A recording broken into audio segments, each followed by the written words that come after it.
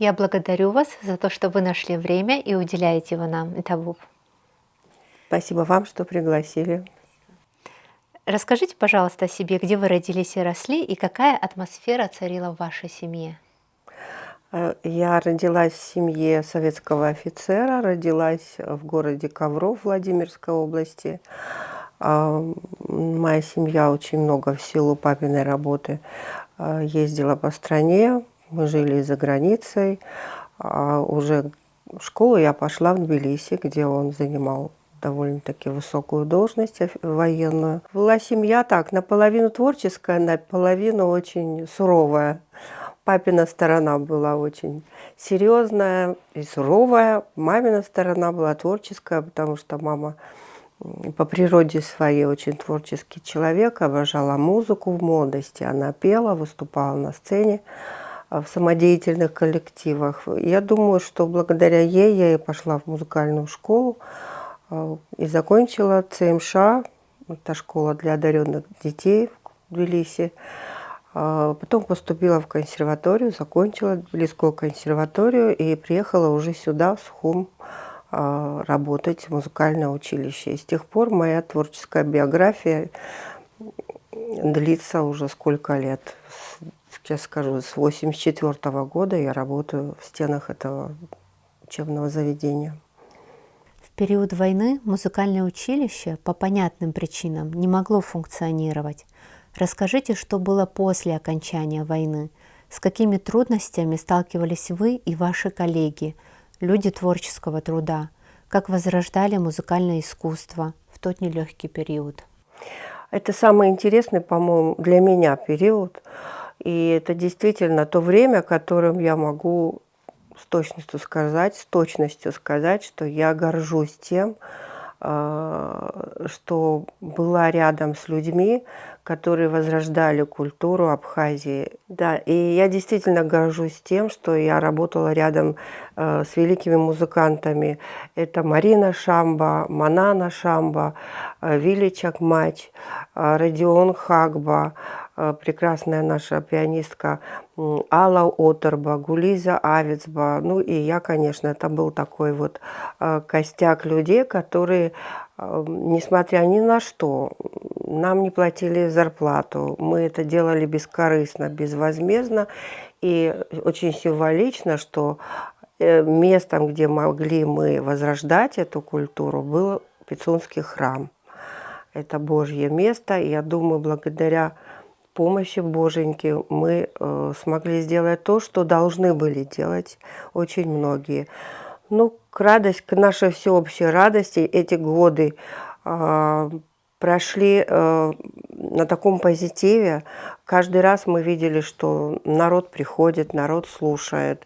Возрождались музыкальные школы. Пицунская музыкальная школа прямо на территории храма стоит. Это было замечательное время, когда мы могли самоотверженно трудиться и дарить людям радость, и пропагандировать нашу культуру. К нам уже тогда приезжали из России люди, они удивлялись, что неужели после войны Абхазии могут проходить концерты такого уровня, а музыканты действительно, это были музыканты с большой буквы. Потом к нам, благодаря деятельности Марины Шамба, она пригласила туда капеллу, пригласила камерный оркестр, давались дни отдельно, были органные вечера. В общем, с Пицунды, я считаю, началась наша культурная жизнь в области классической музыки. Могли бы вы рассказать о музыкально-творческих традициях училища? Ой, наше училище с очень богатой историей. Оно основано в 30-м году, и в этом году мы празднуем 95-летие. Параллельно с этим мы еще недавно праздновали 100-летие Алексея Чичба, чьим именем названо наше училище. Совершенно уникальная и замечательная история у этого старинного и особняка, и учебного заведения. в 30-е годы, вы все знаете, это послереволюционные годы, голодные годы, тяжелые годы. Но вот так сложились обстоятельства, что сюда приехало очень много интеллигенции, представители, выпускники Московской консерватории, Петербургской консерватории, даже Миланской консерватории. Их объединяла любовь к искусству, к музыке, естественно.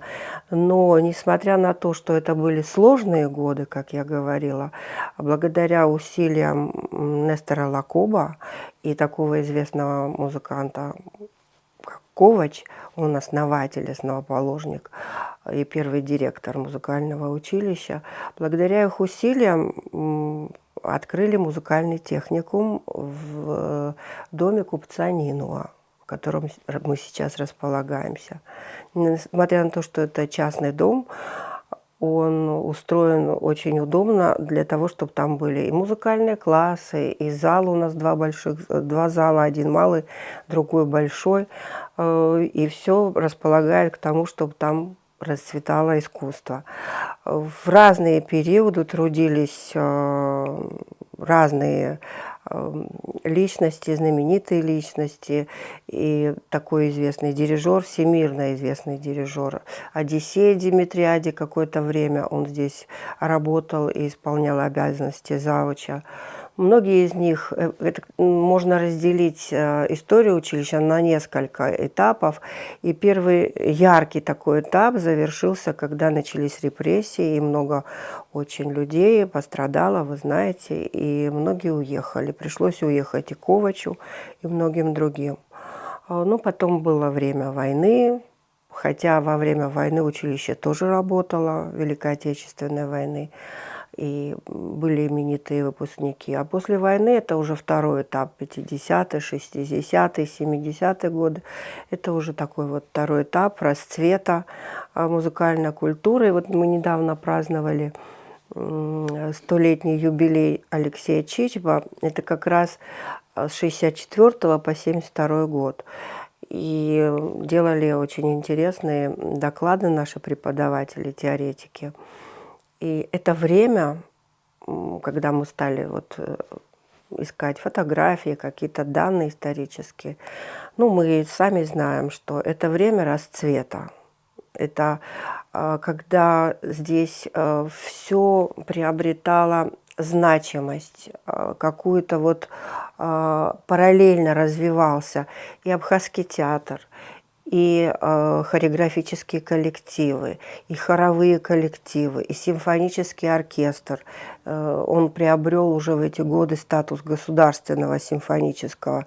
Евгения пригласила из Астраханской консерватории очень много музыкантов, и оркестр уже даже вот до 90-х годов насчитывалось около 85 человек. Это большой, полный симфонический оркестр. Это наша мечта вернуться, вернее, сделать так, чтобы у нас был хотя бы малый состав этого оркестра симфонического. Был полнейший расцвет, и, естественно, в нашем училище преподавали замечательные педагоги. Именно многие из вас знают, и Жозефина Бумбури, Диардаши Лавицба, Пеленки, Сыроежин, и Разумовская, и очень много преподавателей, всех не перечислишь. Но потом случилась война, и вот этот следующий период возрождения, можно сказать, Ренессанс, который длится до сих пор, потому что мы не встали еще на ноги, хотя у нас большая часть отделений присутствует. 8 отделений – это и инструментальные, и хоровые, и вокальное, народное, и эстрадное появилось после войны отделение. Но нам, конечно, не хватает специалистов, соответственно, не хватает специальностей. И мы бы хотели, конечно, чтобы наша идея и желание создать симфонический оркестр параллельно, это облегчило бы нам проблему кадров, потому что многие инструменты должны преподаваться в училище. Это в основном медные, духовые. струнные. Очень есть проблема, конечно. Хотя у нас учатся около 200 учащихся, это и детская музыкальная школа, и училище, и интерес какой-то существует, но с этим интересом тоже идут параллельно какие-то другие проблемы, потому что то отношение к музыкальному воспитанию, которое было раньше, оно кардинальным образом отличается от отношения, которое существует сегодня. И не только в Абхазии, но и на всем, по-моему, постсоветском пространстве. Я имею в виду отношения семьи прежде всего, а родителей, людей, которые отдают детей в школу и думают, что поставили галочку в своей биографии, вот я отдал ребенка в музыкальную школу. А это не спорт, это не какие-то, со всем уважением, такие предметы школьные, это не репетиторство, это очень тяжелый и сложный труд. Здесь без участия взрослого, старшего, маленький ребенок вряд ли осилит. А если он и сможет справиться года 3-4 сам, то потом ему будет очень сложно, и в основном после 4-годичного обучения что-то меняется, что-то в ребенке ломается, он уже за счет своих способностей выйти на сцену не может. Ему нужен труд, кропотливый труд, а это только с участием взрослых людей, которые деликатно могут уделить ребенку время, выделить в своем расписании это время, потому что невозможно заниматься одновременно и музыкой, и спортом, и художественной гимнастикой, и конным спортом, и живописью, и танцами, и еще ходить в школу. Это нереально, непосильно просто. Мы, музыканты, считаем, что если ребенка отдали на музыку, он должен заниматься музыкой, ходить в школу и, возможно, еще изучать языки. Тогда будет какой-то результат. Потому что занятия музыкой – это в старших классах не менее 4-5 часов, в училище до 6-7 часов. А наши дети, которые поступают в консерваторию, а поступают они в очень престижные консерватории, занимаются целый день. Вот у нас был такой студент Лука Гадели, его теперь все знают. Он приходил в 7 утра, он уже играл, а в 11 вечера он еще занимался. Потому что, когда человек предан искусству, он должен трудиться. На одних способностях далеко не уедешь. В принципе, как и везде. А что бы вы могли рассказать об абхазском национальном музыкальном творчестве и насколько они значимы для нашей культуры? Ну, это истоки наши. Благодаря фольклору началась наша школа классической музыки, и хоровая, и симфоническая. Это народные истоки, которые, в принципе, для каждой культуры необходимы, и их надо оберегать, беречь, потому что это, это тот пласт, который говорит о нашей идентичности, наши лады, наше многоголосие. Это все отражается уже и в классической музыке. У нас, слава богу, есть и коллективы, которые продолжают традиции народные в хореографии, и такие и песенные, и инструментальные. Вот у нас есть ансамбль Гунда, благодаря которому сохраняется эта идентичность. Да, ну, конечно, это и госансамбль, это ансамбль песни и танца. Это очень важный пласт для нашей культуры. Очень много симфоний написано, используя национальные мотивы, национальные темы. Есть балеты, которые написаны, в которых были использованы национальные темы. Фактически весь материал, который абхазские композиторы применяют это материал, взятый из фольклора. А какие классические произведения наиболее близки вам? Кто из композиторов вам более всего нравится? Ну, знаете, если бы я не была музыкантом, я бы могла вам назвать кого-то. Но так как я музыкант, для меня, конечно, это прежде всего композиторы классики, конечно, это прежде всего Бах. Из классиков это Моцарт, Гайен, Бетховен, тут никуда не деться, современные композиторы. Я не могу остановиться на каком-то любимом, могу просто сказать, что у меня, как мне кажется, получается играть самой. И, в принципе, я очень люблю Баха исполнять и пытаюсь привить эту любовь своим студентам.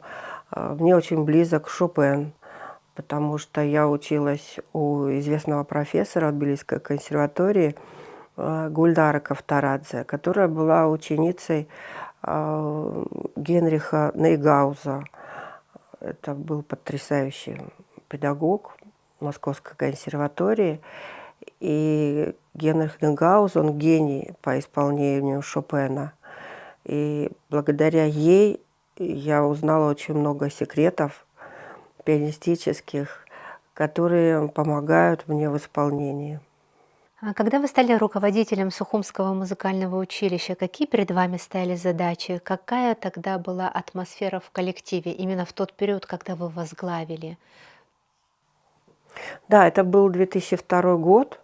До меня работал прекрасный музыкант Иван Шамба, который, кстати, фольклорист, у которого изданы сборники народных песен.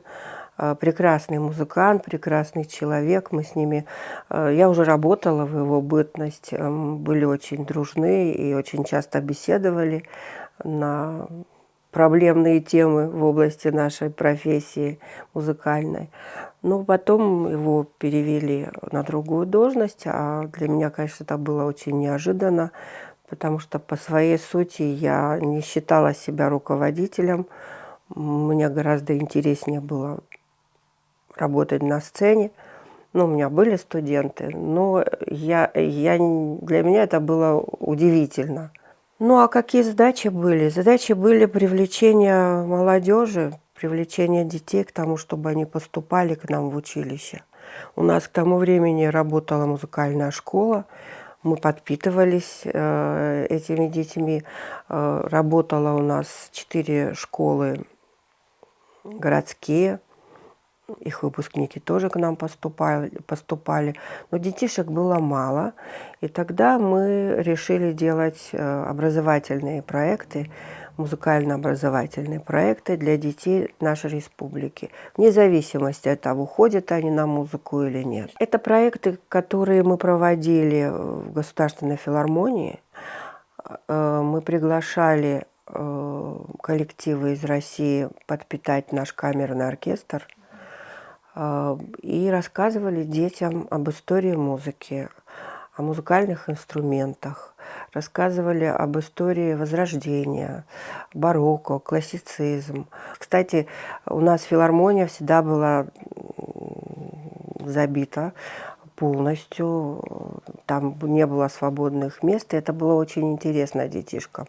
Ну а когда мы говорили о музыке, это для меня это то, что, наверное, я буду вспоминать всегда, и то, чем я могу гордиться, потому что эти проекты привели к нам в музыкальные школы и в училище много детей. Мы не только им рассказывали, но мы еще привлекали детишек, которые выступали на сцене. У нас были представления, когда у нас был маленький Моцарт, который только-только делал свои первые шаги.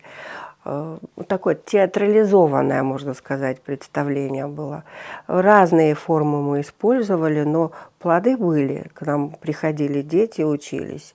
Так что вот с этого мы начинали. Это прежде всего образование, всеобщее образование, общее, эстетическое, как хотите называйте, но Наши дети должны слышать классическую музыку. Наши дети должны понимать ее, должны в ней разбираться. И должны ее слышать, по-моему, с первых дней рождения.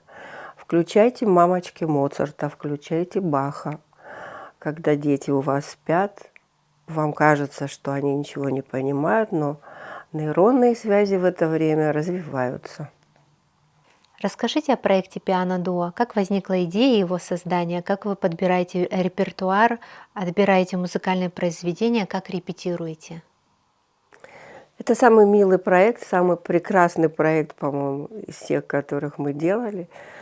Во всяком случае, мы последнее время, вот эти последние годы, с таким молодым энтузиазмом относимся к нему и так старательно выбираем программу, готовимся. Для нас это вот такое событие, ну, наверное, сродни какому-то большому празднику. Зарождался он, скажу, когда мы, опять-таки, вот это наша компания музыкантов, которые работали в Пицунском храме, мы же каждый раз выносим что-то новое, стараемся привнести в программу. Каждый раз скучно выступать с одной и той же программой целый сезон. И поэтому подсказали нам, а давайте попробуйте фортепианный дуэт. По-моему, Алла Оторба нам это подсказала. Есть хорошие фортепианные дуэты для одного рояля. Там один рояль стоит. Ну, мы с ней стали играть Шуберта, фортепианные дуэты. У Листа какие-то очень интересные пьески были. И так поняли, что, в принципе, публика это приветствует. Это очень... ну, такой жанр интересный.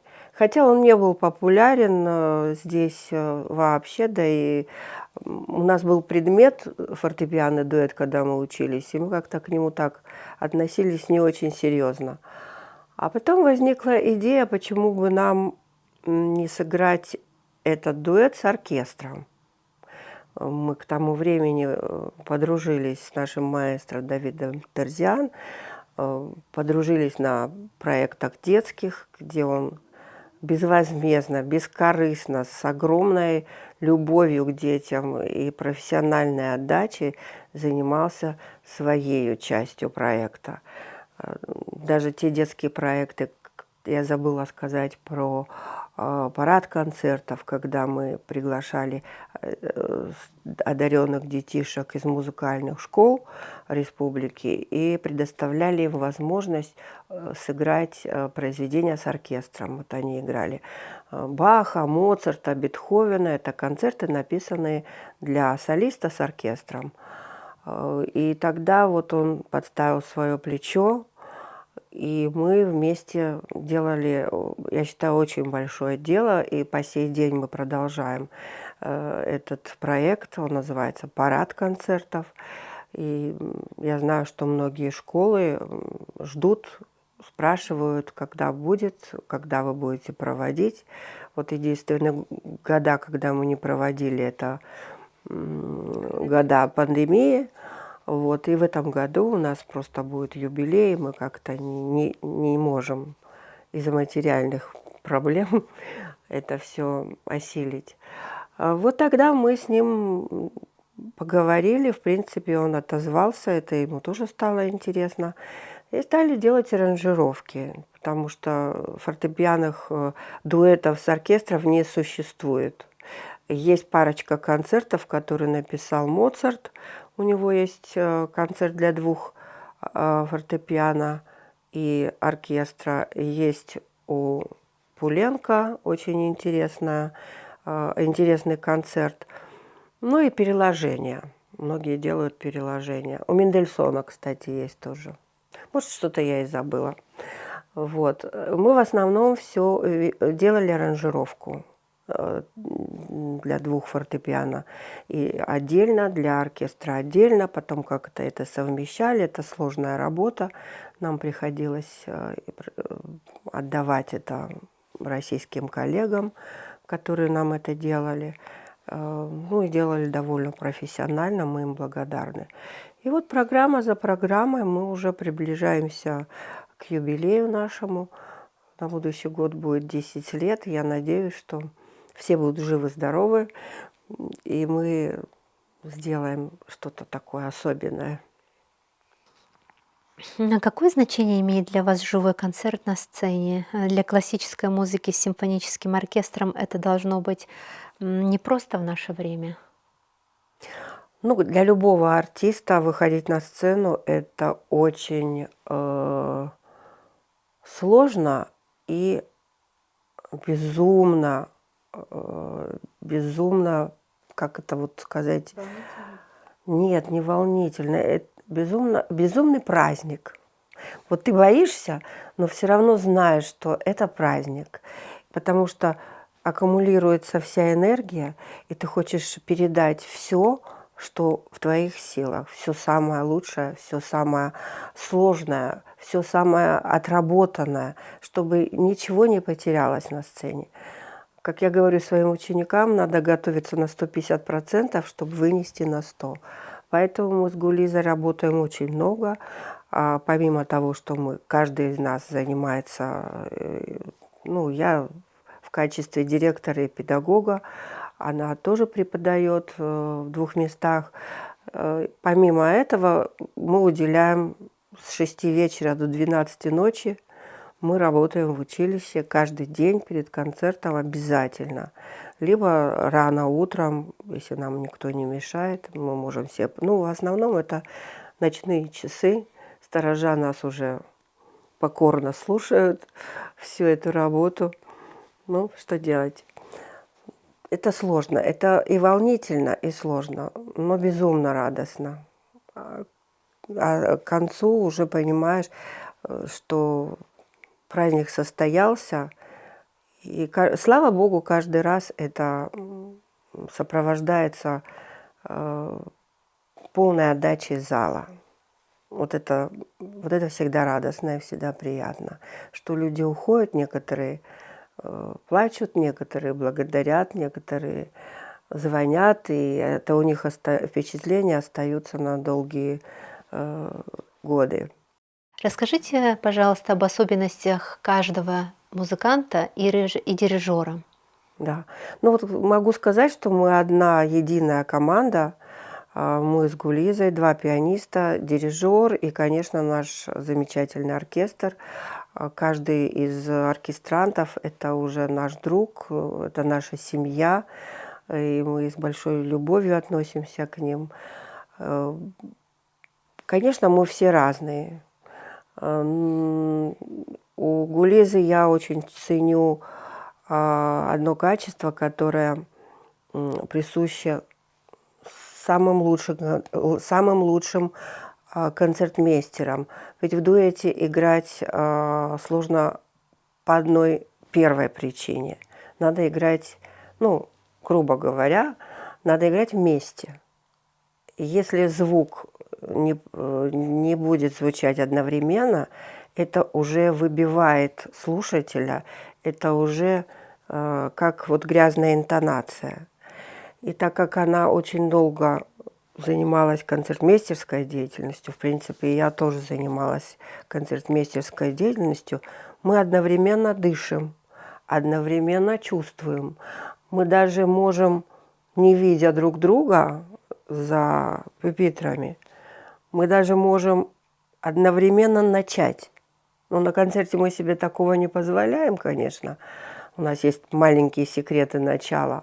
Но в классе вот мы начинаем и начинаем вместе. Вот это такой союз, когда он вот так слился, как один организм. И я очень ценю в ней это качество. И я знаю еще одну вещь. Я могу в процессе игры на сцене, меня может вот куда-то занести, я могу вот сделать вещи, которые на репетициях, допустим, не делала. Может, мне захочется вот эту фразу сейчас и вот здесь и сейчас сыграть совершенно по-другому. Моментально чувствует, моментально улавливает и не дает сдвинуться с места. Вот, то есть идем и идем. Вот. А что касается нашего маэстро, ну, он гениальный маэстро.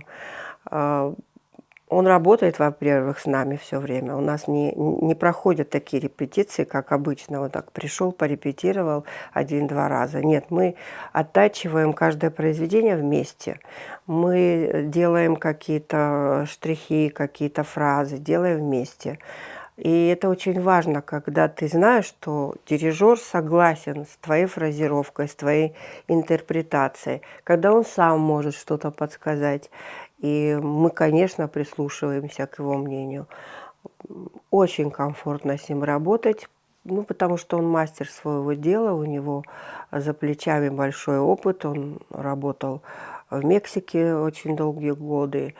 У Давида очень хорошая школа прекрасного дирижера, известного, всемирно известного дирижера Дуриана.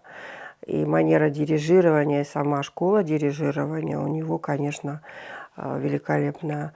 Ну и послужной список у него большой. Я думаю, что нам в Абхазии повезло, что Анатолий Хагба пригласил своего зятя, и тот согласился приехать, в общем-то, неизвестную ему страну. Сюда он только приезжал в детстве, и что он приехал и согласился здесь работать. Потому что в то время, когда это было около 10 лет назад, более 10 лет назад, камерный оркестр состоял из 7 человек. Ну, это можно было назвать ансамблем, а не оркестром. А Анатолий Хагба, можно сказать, стоял у истоков возрождения, вот сегодняшнего возрождения. Он делал все, чтобы оркестр сохранить. Мы с ним, кстати, начинали наши проекты детские. Я помню, я ему сказала: Анатолий Дмитриевич, а вот у меня такая идея, а что если мы с вами сделаем республиканский конкурс юных музыкантов и сыграем на 3-м туре концерт с оркестром? Может, это не хорошая идея, такая сумасшедшая, но вы меня поддержите? Он так меня обнял: Нинель, конечно, мы все сделаем. У него были тогда связи в Адыгее, он был дирижером Майкопского оркестра. Благодаря ему они сюда приехали, и первый наш конкурс республиканский состоялся с большим симфоническим оркестром. И, конечно, Анатолий Дмитриевич, он просто вот герой того времени. Герой в полном смысле этого слова. Потому что все, что касалось классической музыки, в разных, вот это учебные дела или инструментарий, он все пробивал, он ходил, он уговаривал, он говорил о необходимости. Это человек, которого надо всегда помнить и которому надо отдавать должное. Ну вот в продолжении темы Давид приехал. Видимо, Анатолий Дмитриевич его так заразил своим патриотизмом и энтузиазмом, что Давид сегодня говорит: я наполовину абхаз. Потому что вот он очень много делает для развития нашей абхазской культуры. Ну и, конечно, учитывая все наши проблемы, которые были послевоенные, к сожалению, Анатолий Дмитриевич ушел из жизни и передал эстафету Давиду. Ну вот и с тех пор мы дружим. Пиано-дуо – это как вот такой вот сегодняшний итог, а начинали мы с детских проектов, и причем как и мы все музыканты абхазские, так и он стал с нами в один ряд и служил абхазской культуре бескорыстно, безвозмездно, никогда не думая об оплате, об этом даже речи не было. В принципе, и сейчас, когда касается детских проектов, мы с ним делаем это все бескорыстно. Что для вас музыка? И правда ли, что говорят, одна музыка может исцелить душу, а другая погубить? А какая? Ну, говорят, одна музыка может деструктивно воздействовать на сознание человека, а другая, наоборот, она его возвышает в духовно-нравственном смысле. Ну, если что-то деструктивно действует на человека, то это уже не музыка. Я думаю, что слово музыка, оно подразумевает под собой прежде всего гармонию. Гармонию. Ведь вся наша жизнь, она и природа, и сам человек, они всегда стремятся к гармонии. Мы эволюционируем, но эволюционировать должны гармонично. Какая бы ни была сегодня современная музыка, она тоже гармонична. Ну, все это трансформируется, конечно. У нас есть и политональная музыка, очень много интересных современных композиторов. Но что касается деструкции, то это уже не музыка, это шум. Благодарю. Какой жизнью сегодня живет музыкальное училище и с какими сложностями сегодня вы сталкиваетесь? Что бы вы хотели поменять? А сегодня мы, вот этот год у нас знаменательный год, как я говорила, юбилей столетних Чичба, 95-летний юбилей училища. И, конечно, мы готовимся к нашему большому юбилейному торжеству. Мы будем проводить его в Абхазской филармонии, мы будем привлекать коллективы, мы будем привлекать тех, кто учился, вспоминать всю историю, отдавать должное тем, кто работал в этом училище. Будем гордиться своими выпускниками, такими как Хибла Герзмава, наша звезда, наша дива, которая не забывает свои истоки, которая продолжает нас любить, вспоминать, помогать. И я ей очень благодарна, потому что она чутко и отзывчиво относится к музыкантам в Абхазии.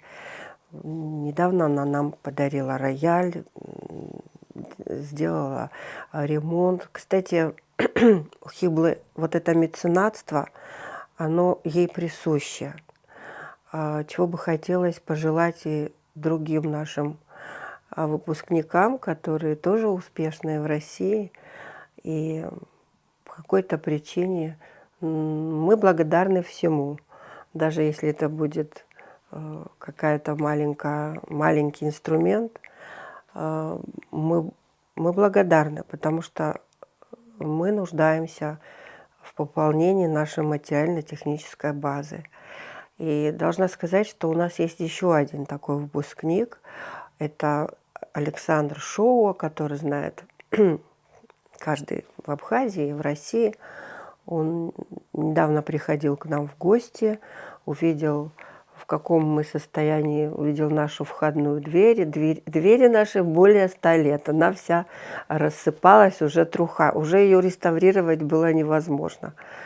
Ну и он нам ее полностью обновил. Нет, не обновил, а сделал новую дверь по эскизам старой. Очень красиво. Очень красиво. Мы каждый раз заходим, каждый раз его благодарим в душе, потому что вот такими должны быть люди. У него сейчас в голове тоже еще один проект, как нам помочь. Не буду выдавать секреты, но это будет очень большая помощь. Она будет стоить больших денег. Но человек хочет, человек помнит свои истоки и хочет помочь. Я бы, обращаясь, наверное, в камере к людям, которые могут заняться меценатством, хочу их попросить, это нужно для нашего поколения, это нужно для детей, которые придут учиться, потому что эстетику никто не отменял. Эстетика должна быть во всем. И парадная дверь, и вход, и холл, и залы. А зал у нас в ужасном состоянии. Я не знаю, когда мы его сделаем. Но зал, в котором проходят концерты. Зал, в котором выступали именитые мастера.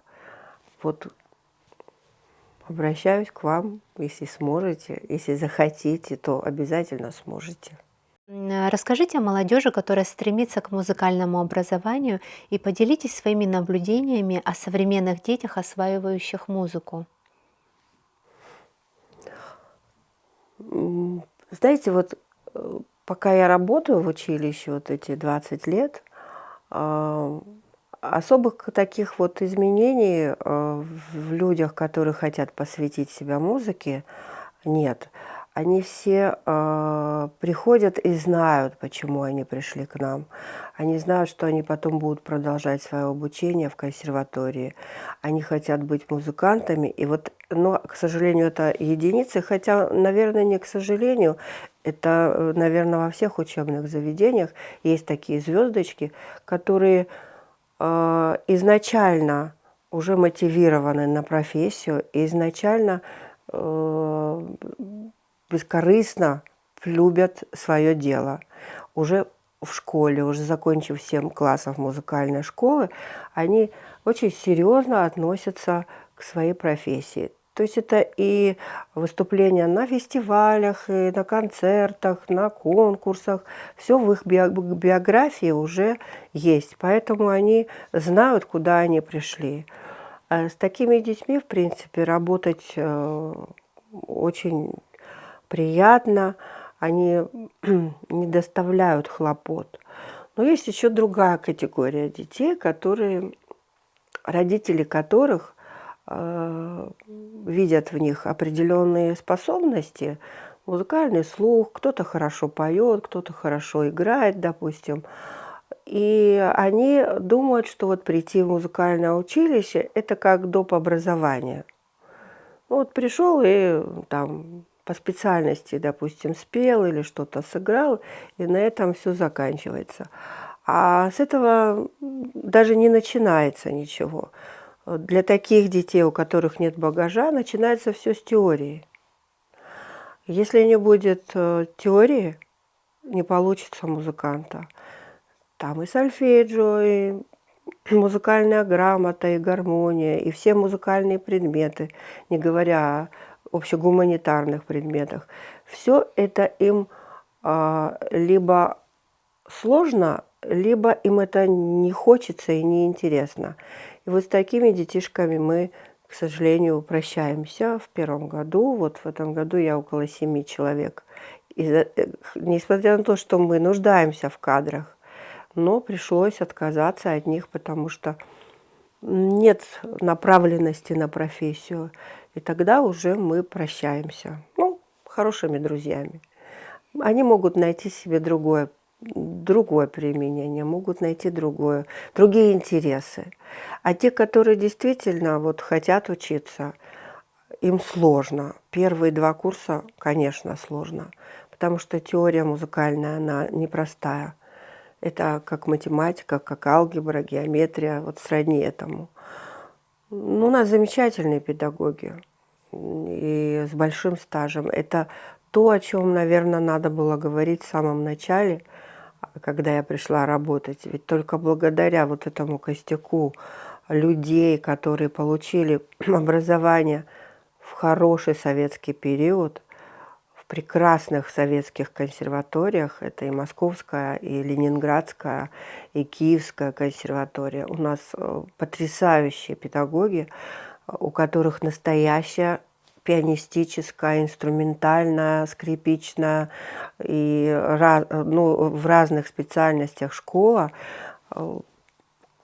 которая сегодня не может, которым сегодня не могут составить конкуренцию выпускники сегодняшние, потому что и требования были другие, и поступали совершенно с другими требованиями. И для музыкантов, которые, допустим, поступали в 80-е, 70-е годы, да, в консерватории, они поступали только своими силами. Не было ни репетиторства, ни каких-то вот скидок на какие-то вещи. Программы были очень сложные. Мы сдавали, вот мы как пианисты сдавали около 8 экзаменов. 8 экзаменов. А сейчас? А сейчас, по-моему, около 3-4. Да. И количество произведений, которые сдавали, мы гораздо были и более серьезные, и более масштабные формы. Ну, не знаю, почему так. И вот мы сейчас говорим о педагогическом составе. Вот я очень бережно стараюсь к ним относиться, потому что таких нет и не будет. И мне хочется, чтобы они долго жили, долго здравствовали и продолжали работать.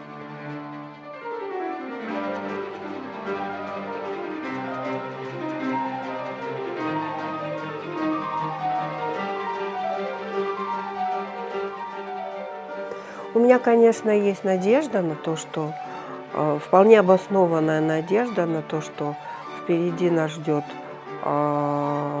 хорошее будущее в плане развития музыкальной, классической музыкальной жизни нашей страны. Я надеюсь, что все наши идеи, которые еще нас вдохновляют, они воплотятся в жизнь, потому что за нами идет молодежь, молодое поколение, которому мы обязаны передать те ценности, которые нам передали наши старшие. Спасибо вам.